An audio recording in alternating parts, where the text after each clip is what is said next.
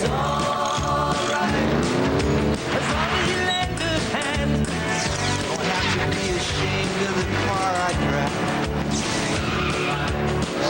just glad to be here, happy to feel that.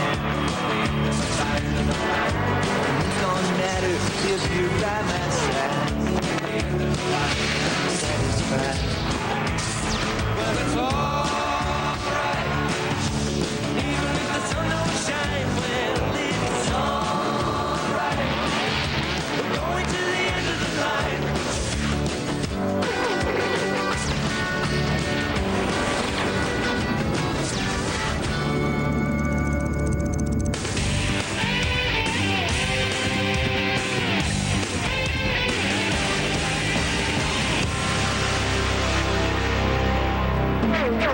After a week off, they're back racing.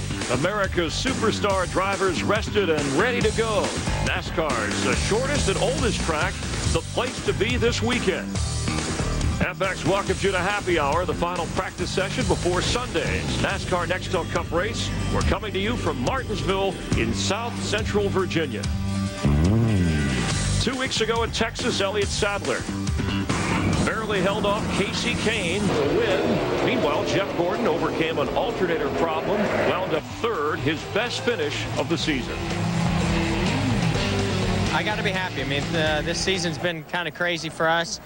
Texas now turned into one of our best tracks, and I'm just real thankful that you're interviewing me, and that I'm going to go to the media center after the race. It's been a while for that, so hopefully this will start a great string for us, and we can go to Martinsville and kick some butt. We always like interviewing him. Yesterday, Gordon smiling like he was still judging the Miss USA pageant. He won the pole for Sunday's race. Gordon's third consecutive Martinsville pole. He won the last two Martinsville races both times he started on the pole. To do that, he enters drive time, sharing the front row with Jamie McMurray, both drivers looking for their first win of the year.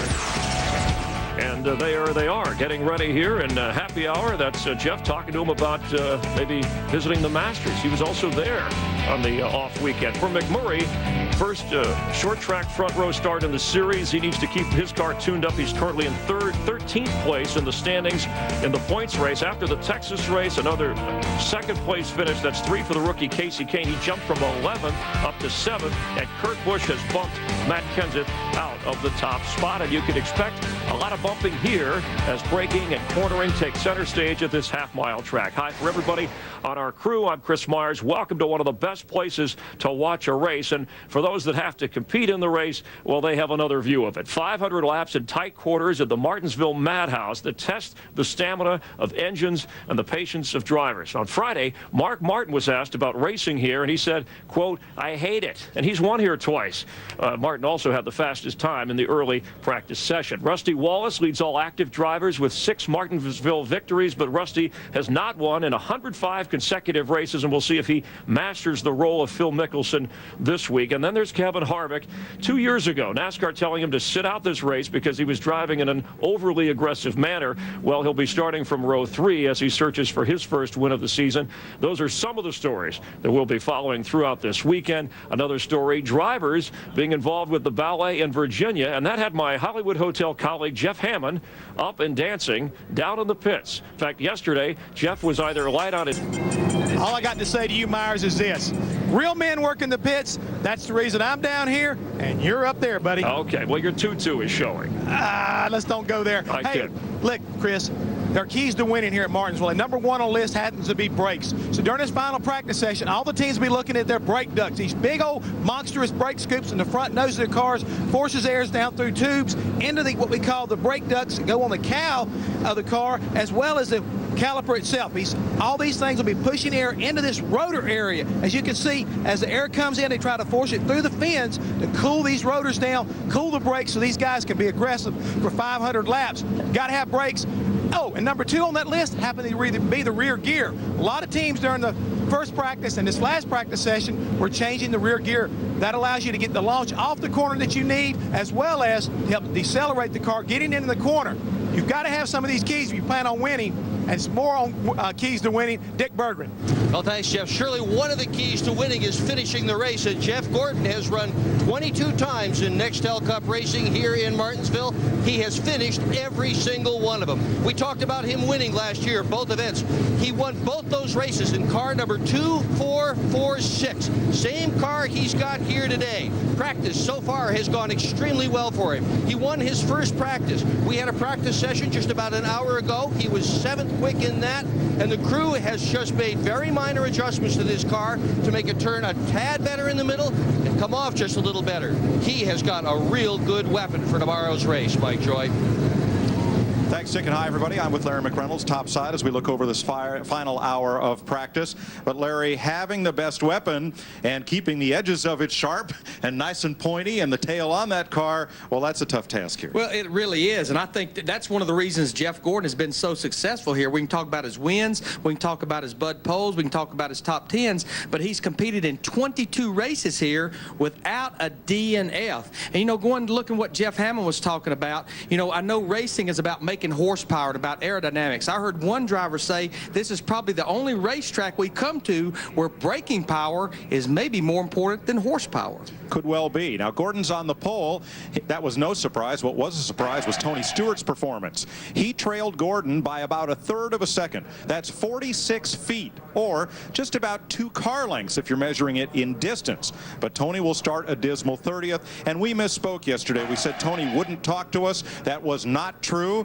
Tony instead was rushing to Sedalia, Missouri to compete in a 360 cubic inch sprint car race, which incidentally he won. So he's in a great mood this morning. But what happened to Tony in qualifying? Well, I think what happened, talking to some of his people this morning, he had a good race car. He just overdrove the corner on his get up to speed lap, and he just lost his rhythm. That's what this is. This is a rhythm racetrack. And you talk about that little bit of distance, Mike. Chris Myers talked about Mark Martin being the quickest car in practice.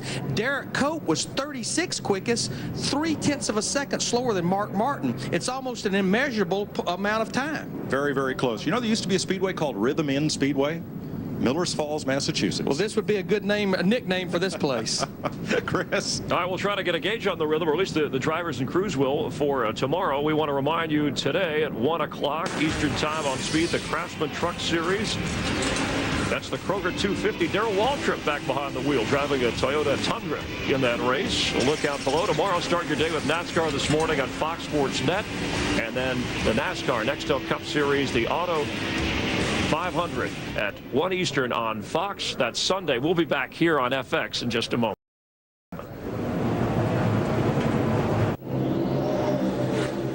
FX welcomes you back live in Martinsville, Virginia. Final practice session for Sunday's Advance Auto Parts 500, which you will see at 1 Eastern on Fox. The cars are rolling. Let's join Larry Mack and Mike Joy upstairs. Thanks, Chris. Cars on track for this final bit of practice. They had the one session earlier, and that was the fastest man, as you mentioned, Mark Martin.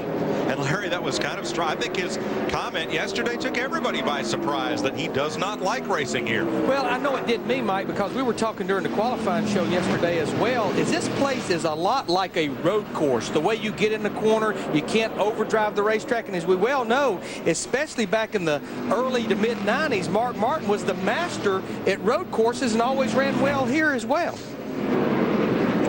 But he no longer finds the track to his liking, even though he's fast here. The surface of this speedway, with concrete in corners and asphalt down the straightaways, has changed over time. This was built as a dirt track in pretty much the configuration you see today. Long drag strip straightaways and tight paperclip turns. When Red Byron won the first race here on dirt in 1949, Curtis Turner was the spring winner in 1950, the first time that the race we now know as the Advance Auto Parts 500 was run. Originally, this race was the Virginia 500. Yeah, I was just going to say, Mike, as we watch Matt Kenseth in the 17 car right here, he's going down the backstretch. Now, watch when he goes off into turn 3. The front of the car dives down on the brake hard. Roll the car through the middle.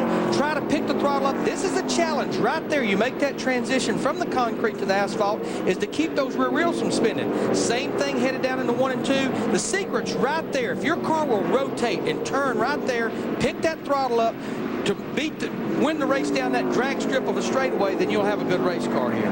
The neat thing here, Larry, because the corners are so sharp, to be a spectator in the grandstands at Martinsville, you really get a good sense of watching how the car is working, because you see the car rear up and the nose jump off the corner. You see it dive and squat in the turns, and you see when that you're close enough to the driver to see when Jeff Gordon there, who starts on pole tomorrow, has a big handful of steering wheel going back and forth. It's a fun place to come and watch a race. Yeah, you can look right down in that race car, and trust me, a driver works as hard here as at almost any racetrack we go to.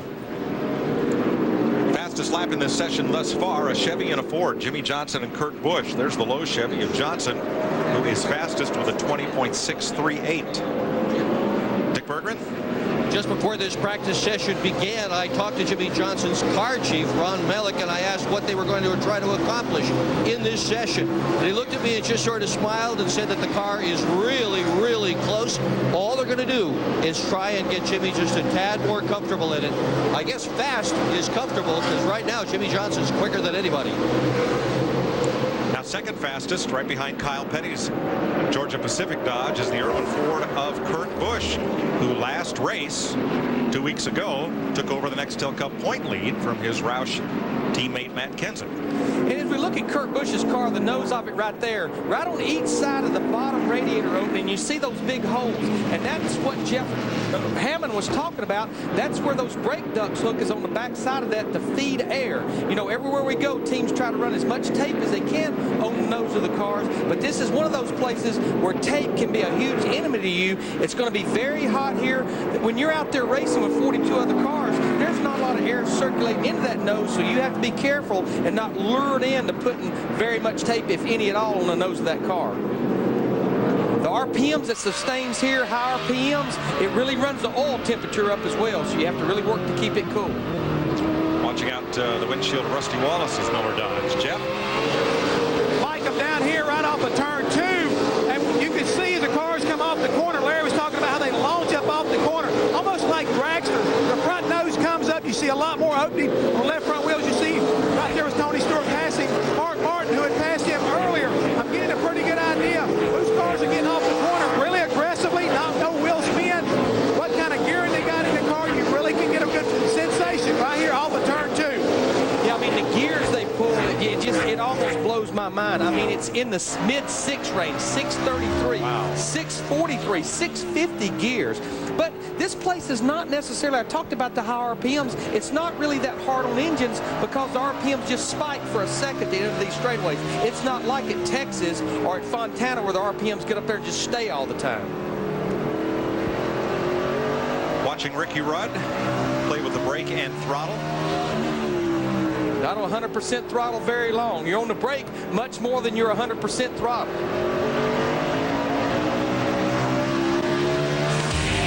Jimmie Johnson quickest so far in this final practice for tomorrow's Advanced Auto Parts 500 that you'll see on Fox.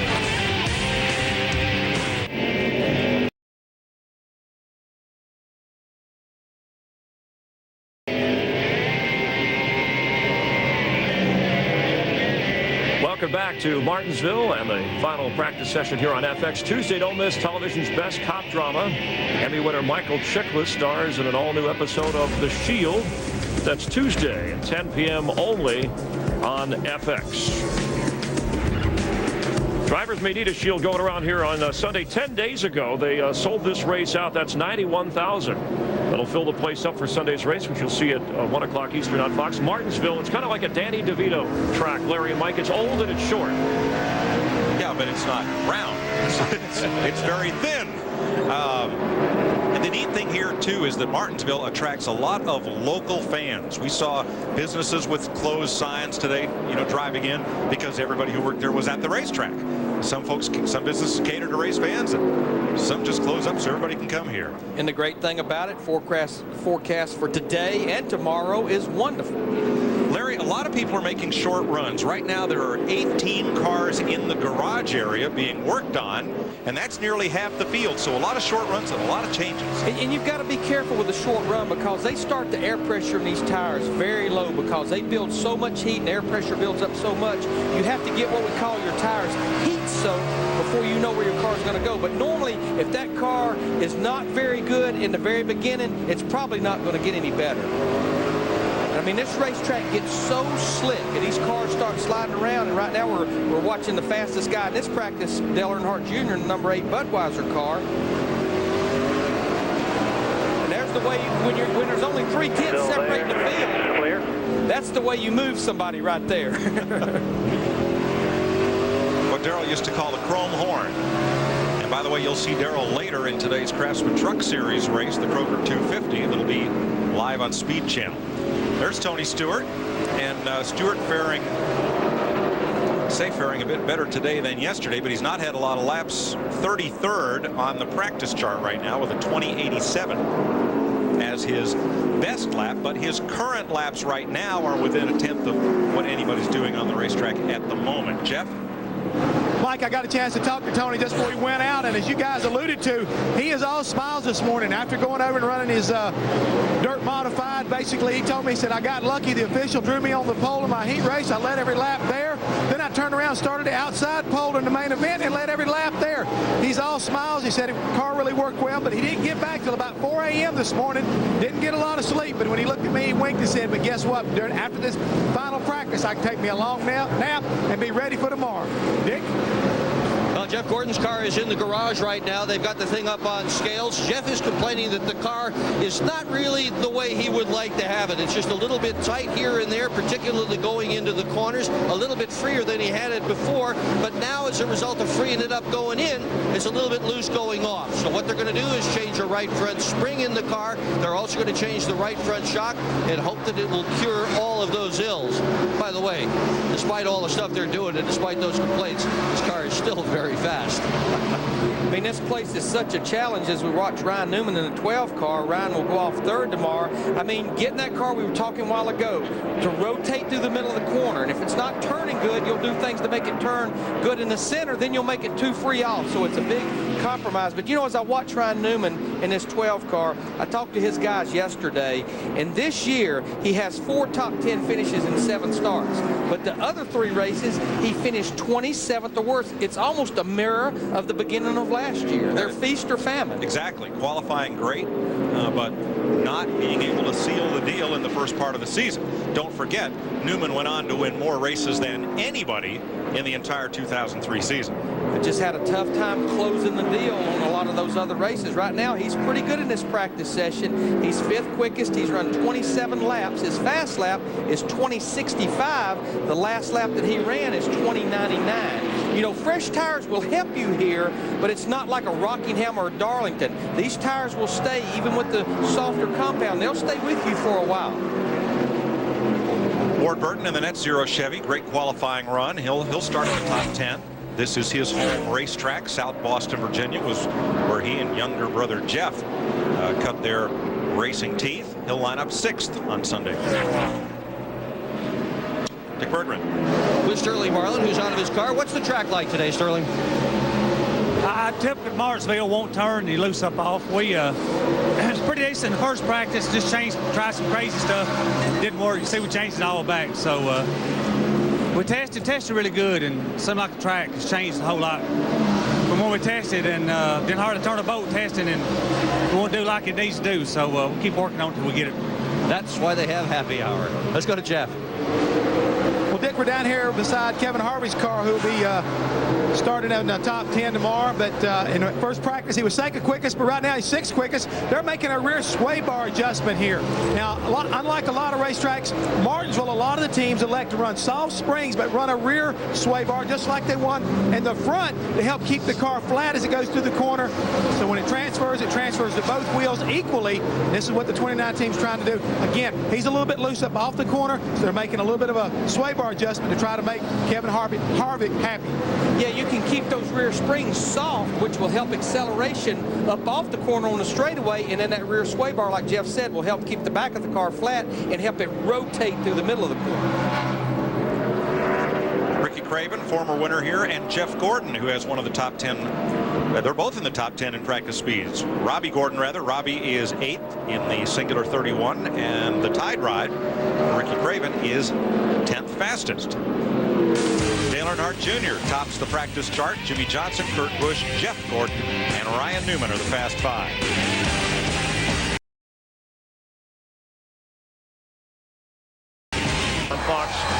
next Sunday from Talladega Superspeedway Racing that we get ready for the short track race tomorrow here on Fox from Martinsville. Let's rejoin Larry McReynolds and Mike Joy.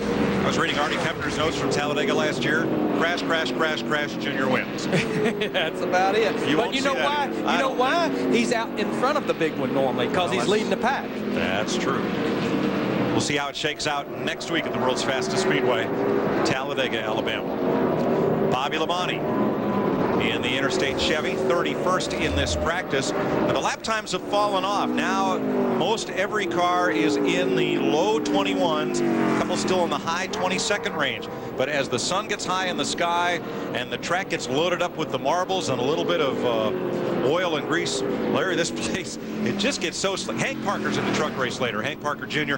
He told me this morning, he said, I haven't been to this place since he ran his first All-Pro race here in '96, but he says it's like bringing all your money to the slick track and getting one of those go-karts where they wet down the track and you just go out and slide around and laugh your head off. And it just gets worse as the weekend goes on. And you know, right here you see the concrete track temperature 89.6. That's not really that hot just yet, because yesterday in qualifying it was over 100 degrees, but now there's a lot of rubber starting to build up on that concrete. And you heard Sterling Marlin talk about testing, how good he was. The reason you can't duplicate the conditions that we have right here now after all these practice laps. And what will also happen as we watch Kevin Harvick out there in those practice runs is about lap 300 to 350 tomorrow, the track goes through a transition. So much rubber builds up on that concrete, and the guys will have to start moving around to almost drive around that rubber that's built up.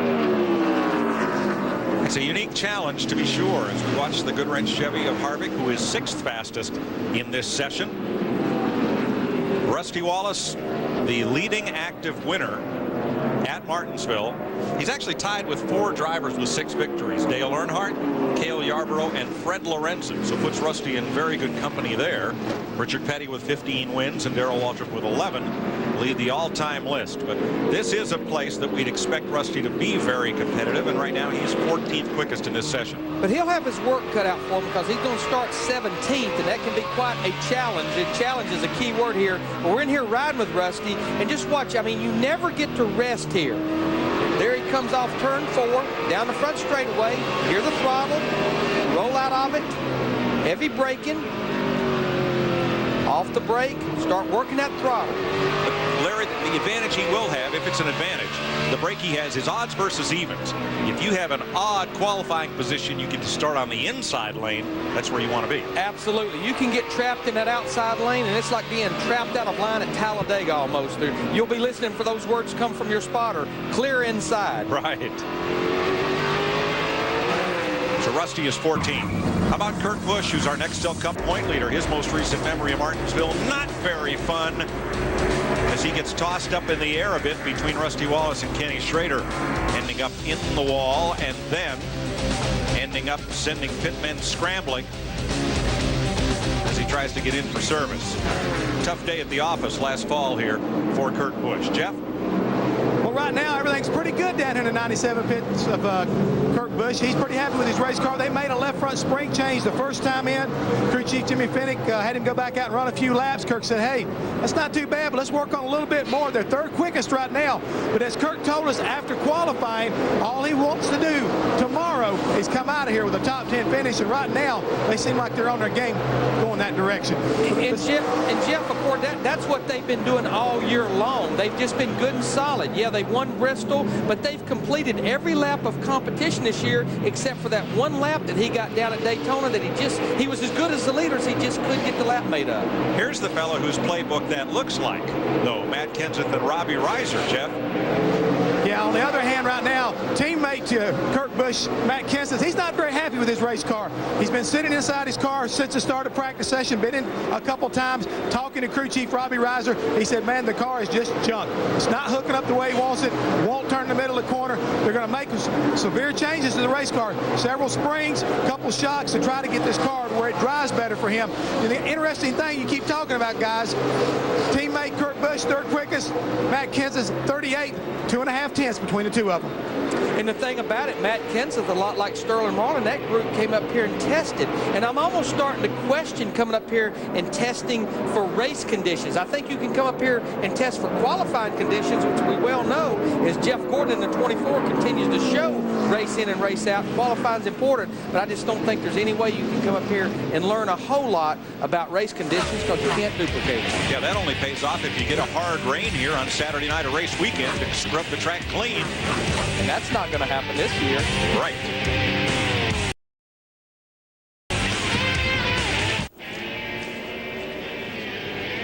Welcome back to final practice for Sunday's Advanced Auto Parts 500 that you'll see on Fox. Kasey Kahne, the rookie who is on a tear in Nextel Cup this year, runner-up to this man, Elliott Sadler, by another narrow margin. Sadler, the most recent winner, had 2 weeks to celebrate and made the most of it. Right now, he's 27th quickest in this practice. Good qualifying run.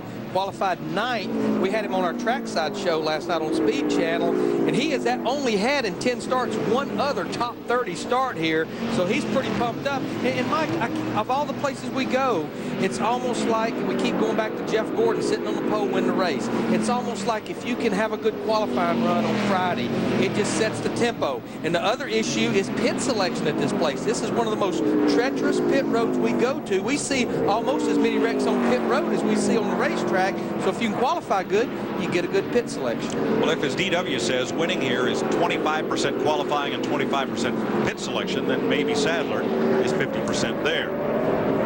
Terry Labonte, the Kellogg's Got Milk Chevrolet. He has climbed into the top 10. He is 7th fastest in this session. And speaking of climbing the board, Dick Berggren has climbed to the top of Labonte's hauler. With Labonte's crew chief, Jim Long. He was 3rd quick in the first practice. I noticed that instead of just handing you a tire sheet with 4 tire temperatures, you also got a brake sheet with 4 brake temperatures. How is all that helping you dial this car in? I think we're real close. We made a lot of changes this morning. Lately, we've been starting off wrong on Fridays, and by the time race comes around, we're pretty decent. We're really good. We're real happy with it right now. This guy never boasts. If they're real good right now, wait till Sunday. Jeff? Right now we're down here with Kasey Kahne's car, and they're making a left rear spring change, Mike. Kasey radioed in and said the car felt pretty good, but it felt like it still needed to be more in the track. And they said they made a spring change from the first practice till now.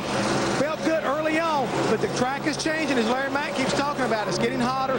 The racetrack changes as we go later in this practice, and they're having to soften that left rear spring back up so they can get better forward bite off the corner.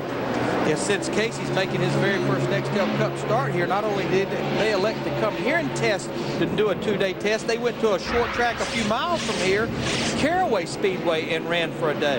Just trying to get as much seat time in these conditions for Kasey as they possibly could.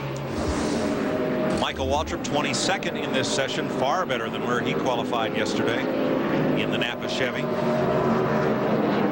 Mike, as we're closing in at the tail end of this practice session, we'll look, the track is getting closer and closer to the conditions that we will have tomorrow. There you see, even in just the 10 minutes, the track temperature of the concrete, which is what the corners are, they continue to go up, and when they go up, it just gets slicker and slicker. Larry, it's important to note that the Busch Series does not run here. They haven't in quite a number of years. So while Michael Waltrip was able to cut his teeth here in the Busch Series, drivers like Scott Riggs or Brian Vickers or some of the more recent graduates, Jeff Green included, have not had a lot of opportunity to race here before moving into Nextel Cup. I mean, that's the thing. Most racetracks we go to, you at least have some Busch Series experience behind you. We're watching Jeff Green here in the 43 car. Jeff's been pretty good in this practice session. Right now, he's 9th quickest. Jeff now a little struggle on qualifying run yesterday. He's going to start 33rd, but that car looks awfully good right now, and this is another team that came up here and tested. What is it about the Dodges as we look at another one? This one, Casey Mears. They are very, very good at many of the tracks we go to in qualifying. Sometimes the top 10 is half filled with Dodges, but by the time final practice rolls around, There's a couple of them. In this case, Ryan Newman and Jeff Green in the top 10. Well, I keep trying to figure out what has changed with the Dodges, because across the board all year long the Dodges has been strong. They got a little bit of a tail change this year. That shouldn't be a huge difference, but it's been documented now. This group as a group has 4 years under their belt with this Dodge engine, and it only continues to get better. But here, Mike, it's not so much about horsepower. Aerodynamics is pretty much out the window. It's all about handling and your driver able to get around this racetrack. And normally once a driver figures this place out, he's got it for the rest of his career.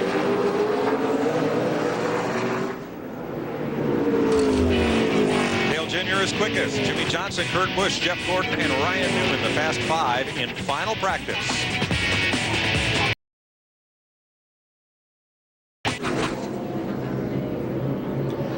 Welcome back. FX getting you ready for tomorrow's race on Fox from Martinsville, Virginia. You checked some of the speed so far, and there's DW getting ready in his Toyota Tundra for the Kroger 250, the Truck Series, Craftsman Truck Series on speed. That's coming up a little later today. He'll start 21st, DW. Last year he was 7th in the race. Jack Sprague on the pole for that. See if his all his boogities are in line. And let's rejoin Larry and Mike. And I've been watching DW. He was even there earlier today watching the first practice session. One change in the starting lineup. Todd Bodine has been awarded the final provisional start for this race after the lineup was posted showing Kirk Shelmerdine's number 72, the final starter. The 98 team appealed and said that they had provisional starts left and questioned whether the 72 did or not. And so NASCAR reversed the starting lineup that we were given on Speed Channel, and that will put Todd Bodine's Lucas Oil number 98 in the field, and it's Kirk Shelmerdine, the one car that had to go home. Jeff? Well, the guy right now at 6th fastest in his final practice is Kevin Harvick. Kevin, car looked pretty good on the racetrack. How is it? Yeah, Jim Gooder and Chevrolet made a couple of small adjustments that session for the heat. Everything kind of got a little bit slicker than it was in the first session, but so far so good, and even got a hole knocked in the nose already, so we're ready to go for tomorrow. Well, what about today? You're a truck owner today, but you're not racing. Last time you raced against DW, did he scare you? I'm getting old, so I guess I don't have enough stamina to run both races, but I wish I was in a truck race, and if we had enough trucks done, we probably would, but Matt will do a good job, and maybe I'll just get Matt to lay a little bumper on him. Be nice to my driver today, you hear?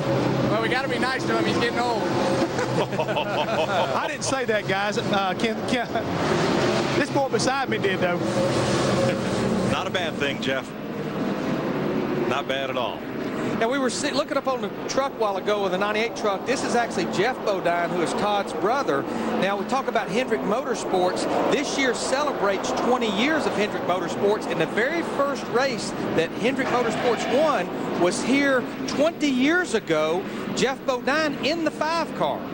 I don't even think they had a sponsor then, Larry. It was All-Star Motors Racing on the side. No, we were talking to Jeff Gordon last night on trackside, and he said he had heard they actually came here on the principle that the fact that they needed a sponsor, they finally got a sponsor. Levi Garrett went on to win 3 races that year.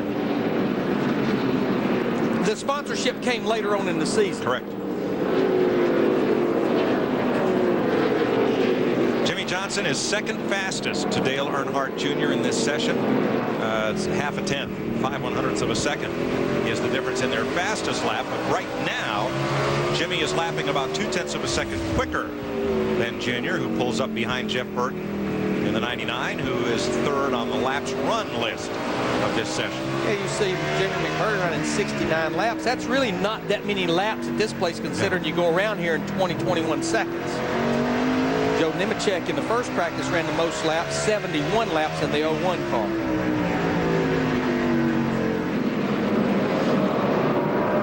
There you see some of the difficulty of trying to pass here at Martinsville. Junior had the bottom. The car was loose off, and he almost slid up into the 99 of Jeff Burton. If that driver on the outside doesn't want to give you a lot of room, Larry, it's hard to pass it. There, 97 high, clear.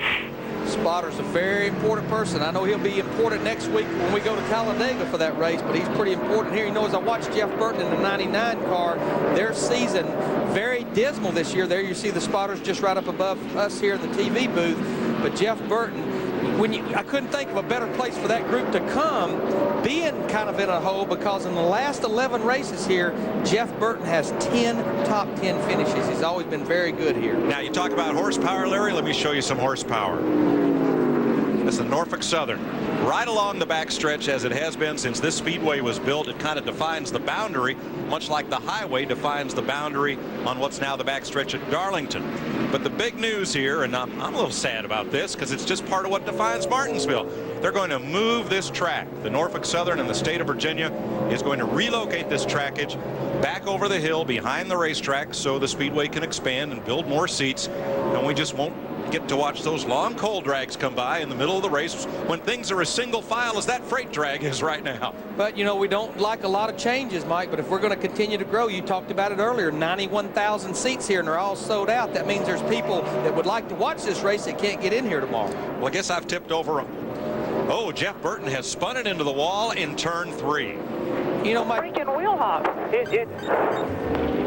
I lost all pedal. The pedal went to the floor, then it freaking wheel hopped, and you know, boop, boop, boop, boop, boop, boop, and jumped around. The pedal went all the way to the floor. All right, what he's talking about the brake pedal. And when he talked about wheel hop, what happens is if you get too much rear brake in the car, and you normally can adjust front and rear brake, he's going to be able to drive away with a lot of damage to the rear of that car. The car will just start hopping in the back, and there's nothing you can do to control it. Going off into turn 3, you can see it right there. You can see the rear axle jumping up and down, and you cannot control that race car. We saw Dale Jarrett do the same thing here in the fall qualifying. Now, he said the pedal went all the way to the floor as we look back at Tony Stewart making a getaway. Listen. You hear that shuddering sound? And that sound. That was the rear wheel hop. Locking and unlocking as it locks the brake and then loses traction. Let's listen again here. I'd say they'll have to go to a backup car probably. Now, why'd the pedal go to the floor, Larry? Well, it could be any number of things. You know, I mean, he could have a brake line leaking. I mean, it's something to do, a brake failure, and I'm sure that's the first thing they're going to want to find out, regardless of unloading a backup car or not, is why, A, that pedal went all the way to the floor. Our producer Neil Goldberg points out that's not the pedal you want to the metal. No, sir. Not you the use brake it a lot, but you don't want it to the metal. Brett Flagg on final practice at Martin.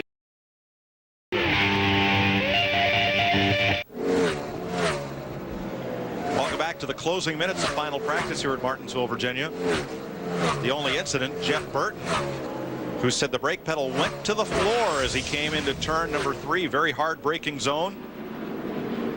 That the rear end chattered, wheel hopped, and without traction, the car spun up into the fence. Listen for the chattering of the rear tires from this onboard view.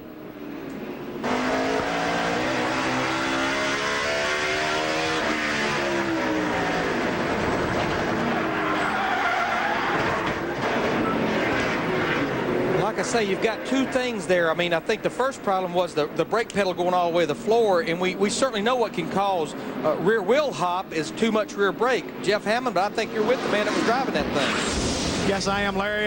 Jeff Burton, in-car camera showed pretty much what we heard you say already. The car wheel hopped down in the corner, got away from you. From your perspective, what went on? Well, we were on a long run. That was about our, I don't know, 35th or 40th lap, and drove into 3, and the brake pedal went all the way to the floor. Like the front brakes had gotten hot or something, but it went all the way to the floor. And of course, when it went all the way to the floor, the one thing that works in is the rear brakes, and it wheel hopped. I got off the brakes to try to keep it from wheel hopping, but I was so far down in the corner that there was nothing I could do, and I actually even stabbed the throttle there for just a second to try to get it to quit wheel hopping, because I knew it was in trouble. I had to try something, and of course that didn't work out. But I don't know. This is the 3rd year in a row we've wrecked in practice here, and I don't know. One year they blew a motor in front of us, and then this year this happened, and it's pretty frustrating. Man, it's very frustrated right now, but you're going to have to probably go to a backup car, right? I think so. This thing looks like it's hurt pretty bad, but we were pretty good on a long run, and we'll just take this setup and put in that car and see what we can get done. It's been a tough year, but we're pretty tough. We'll get through it. Pretty tough day for him, but he's going to persevere for sure, guys. That's the black and white of it for Jeff Burton. Here are the top 10 practice times, including pole sitter Jeff Gordon there in 4th. Let's show you how they'll start the Advanced Auto Parts 500 tomorrow. And remember that left column, the inside line, Larry, that's where you want to be. You look at the top 10, there's only 2 previous winners from Martinsville, and that's Jeff Gordon, of course, starting on the pole, and Kurt Busch, who won here about a year and a half ago. The only winners in the top 10. Jeff Burton, he was going to start 27th. He will have to go to the rear of the field with a race car that has not been on the racetrack yet. That'll move Matt Kenseth up 1 row as the inside column moves up. And we'll look back at the final time trial qualifiers and provisional land. Dick Berggren. With Robbie Loomis, Jeff Gordon's crew chief. Have you got it? I tell you, the DuPont Chevrolet, the race team there in practice, they made a change there about halfway through.